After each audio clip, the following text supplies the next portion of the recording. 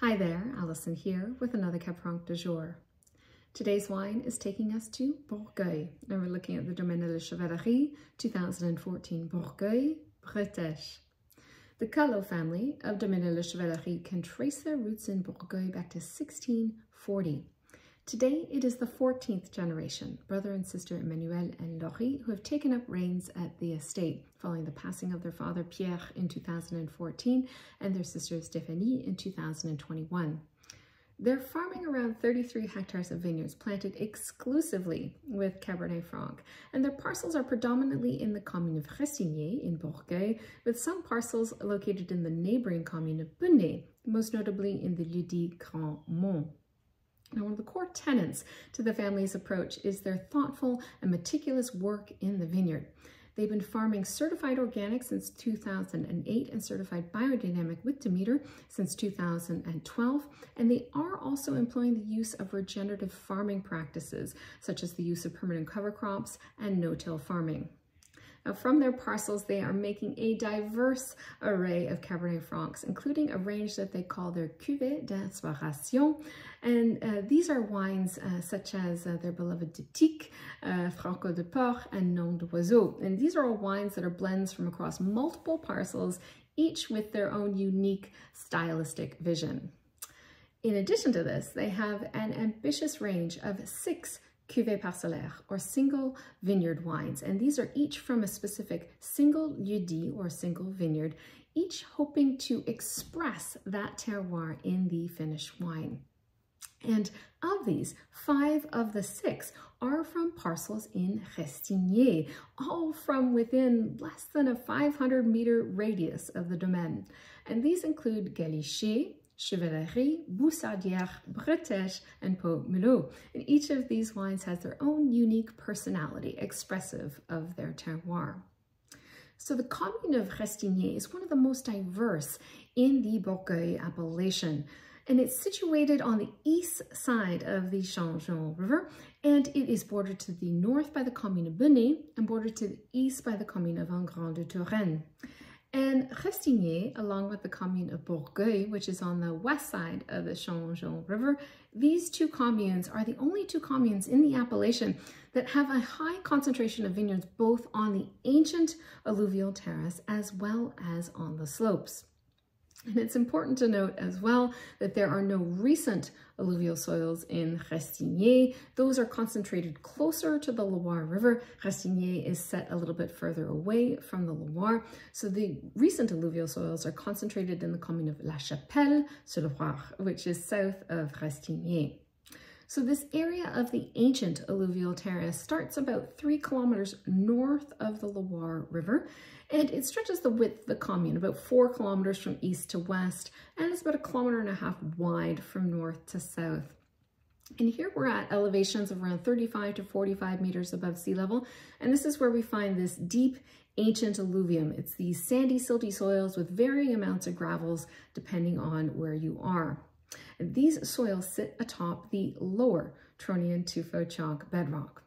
And then we have the area of the côte, or the slopes, in Restigné. And these are concentrated in the northeast portion of the commune. And actually the commune has a bit of a backwards L-like shape. So it's like the top of the L is where we find the slopes. And this is an area that stretches about 1 kilometer from north to south and is about 1.5 kilometers wide from east to west. And because of the nature of how the slopes are on this side of the Changement River, beginning in Benais, continuing in Restigné and into Engrand-de-Touraine, they follow the tree line here. So the slopes in Restigné actually, for the most part, have a southwest facing exposure. Now, in terms of elevation, we're at an elevation of around 50 to 70 meters above sea level, and this is where we find the influence of predominantly the middle Tronian tuffeau chalk. And then above that, there's a little narrow band of the upper Tronian yellow tuffeau chalk. And in terms of topsoils across the slopes, this is where we find shallower topsoil, a little bit more of a clay influence as well. And then above the slopes, there's a little plateau at a higher elevation, 70 to 80 meters above sea level. And this is where we find soils that date to the Cenobian age. And these are clays and sands that are mixed with a little bit of flint. Now, in terms of these cuvées parcellaires from Restigné, from Domaine de Chevalerie, 3 of the 5 are situated mid-slope on that southwestern facing exposure. The exceptions to this are Galichet, which is more towards the foot of the slope. It's really where the ancient alluvial terrace begins to transition into the slopes. And then the other exception is Pot-Mulot, which is at the northern end of the commune, up on that little plateau there at the northern part. So the lieu-dit Chevalerie, from which the domain takes its name, it is situated mid-slope, and then Boussardière is located just about 200 meters north of Chevalerie, and then Bretêche is located about 500 or so meters east, directly east of Chevalerie. Now, this lieu-dit of Bretêche is about 12.5 hectares in size, and Domaine de la Chevalerie has 1.65 hectares here. Their parcels were acquired in the late 1980s, and the first vintage of Bretêche as a single vineyard wine, or a cuvée parcellaire, was 1994, and the vines are on average around 40 or so years of age. Now, in terms of soils, the family has done a ton of work to better understand the nuances of their soils between these different parcels. And when you go to the domain, they have these wonderful glass cylindrical containers that show you the cross-section of the soils across these different terroirs. So it's really fascinating because you really do get a sense of that diversity across the terroirs just in this small area in particular. Now, when looking at Bretêche specifically, this lieu-dit actually has a little bit more in common with Boussardière, which is towards the northwest, as opposed to Chevalerie, which when you look on the map, Chevalerie and Bretêche are literally side by side, just 500 meters apart, but directly opposite one another, which would suggest that perhaps those terroirs are similar. But because of how the slope arcs here and follows the tree line towards the north, Boussardière to the northwest and Bretêche actually have more in common from a terroir perspective. So here at Bretêche, we have about 50 centimeters of a sandy clay topsoil, and this has chalk, sandstone, and quartz gravels throughout. And then we have a very chalky, sandy, silty subsoil, about 50 centimeters of that underneath. And then we hit the middle Turonian tuffo chalk bedrock, and this is a glauconitic micaceous chalk. And conversely, in terms of Boussardière, just as a point of comparison, that lieu-dit has a little bit more of a clay impact in terms of the topsoil and subsoil. Now, from a winemaking perspective, the fruit for this wine, it's all hand harvested, destemmed but not crushed. They do a whole berry fermentation. Those berries are moved via gravity, via conveyor, into the fermentation vessel, and they're using a combination of concrete and stainless steel with indigenous yeast. And the fermentation temperature target is around 25 degrees Celsius. That's the maximum. Their approach to extractions is infusion, and the total time on skins is about 34 days. Following the post-fermentation maceration, the free-run wine is drained off the skins. The skins are very, very gently pressed, and then the free-run wine and pressed wine are reassembled, and those are then aged in older 500-liter oak barrels for about 7 months.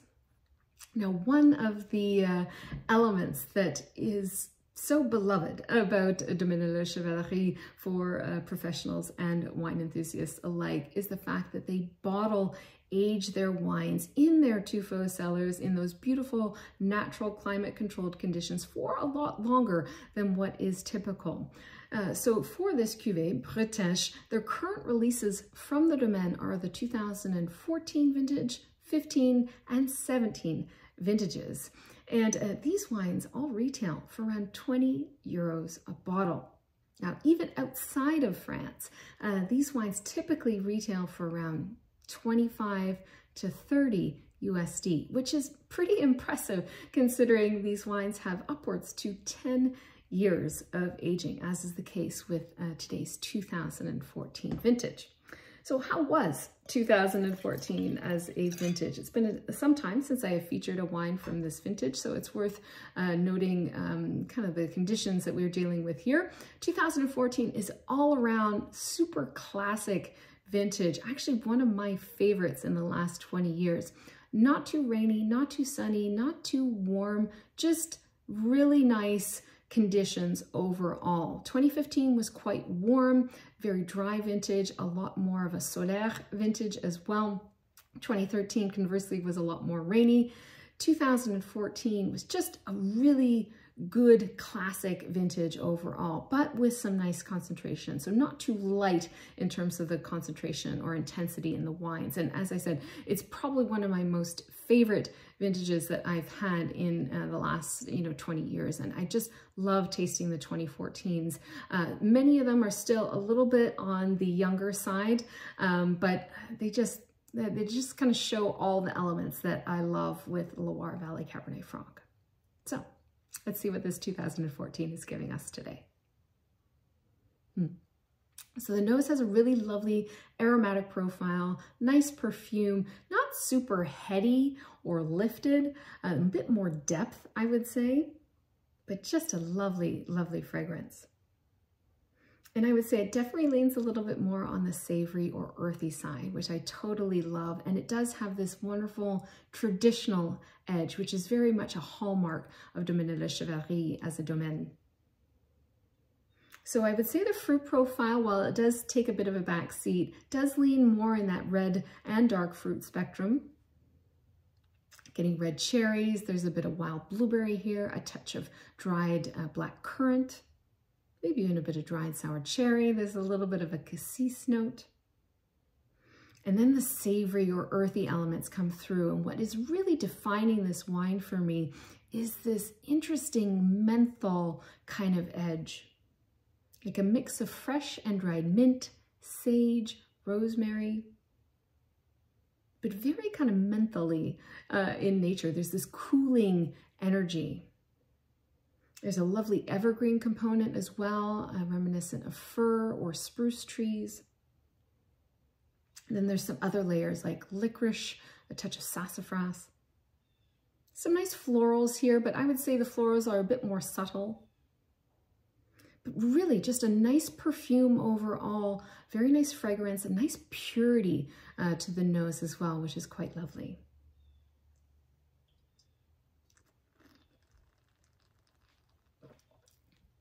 In terms of the fruit profile on the palate, those same fruits are very consistent on the palate. We're starting to see some of those tertiary layers come through, that dried fruit element come through, like that dried black currant note is coming through in a really nice way, as is all of those earthier elements in a really nice way.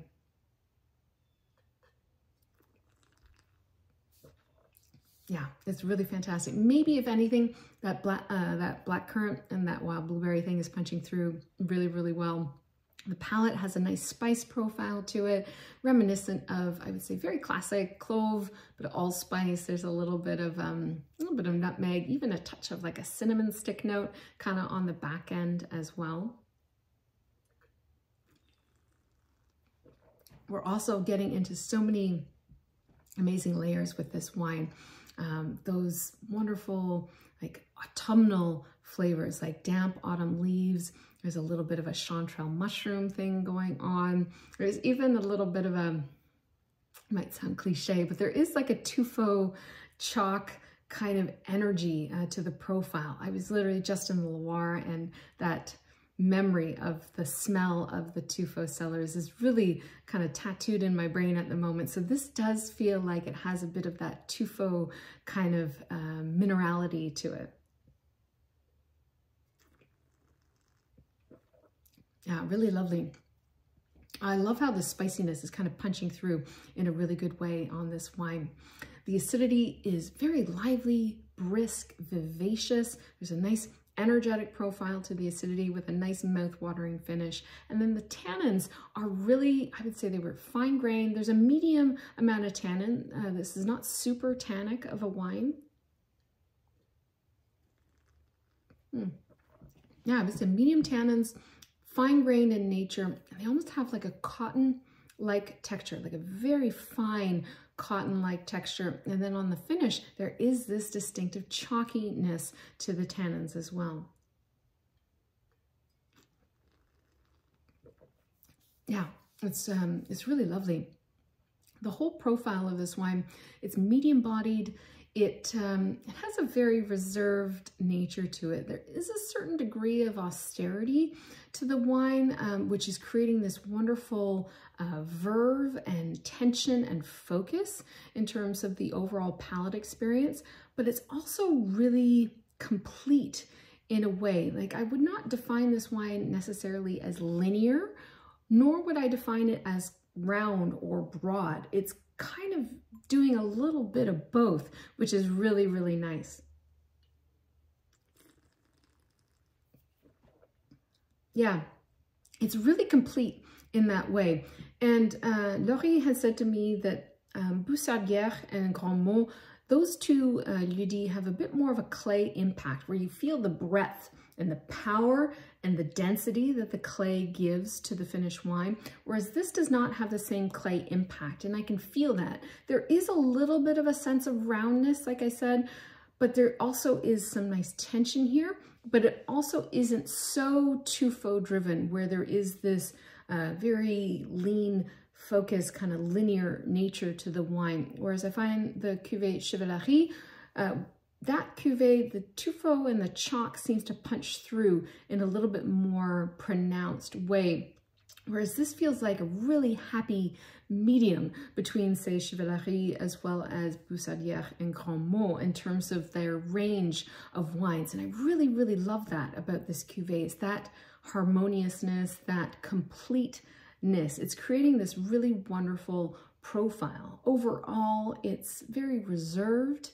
It's contemplative. It's got a seriousness to it, but at the same time, there is really a lot of companionability here. Like all of Domaine de Chevallerie's wines have just this wonderful accessibility. And if you love Cabernet Franc with a little bit of age on it, like, these are wines to seek out. They are exceptional values for the quality, and they just have so much character and so much thoughtfulness behind them, and they're really so humble, and they really speak to the family, speak to Emmanuel, Laurie, and the late Pierre and Stéphanie.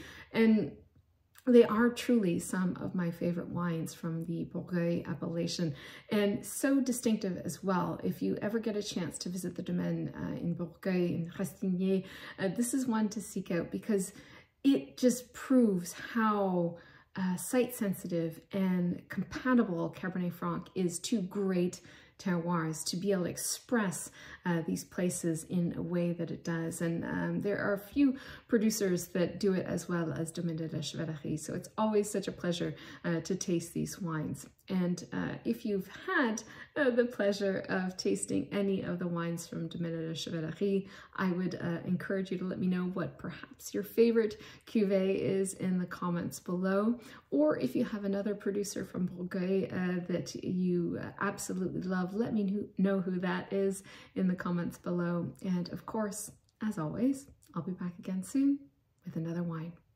Cheers.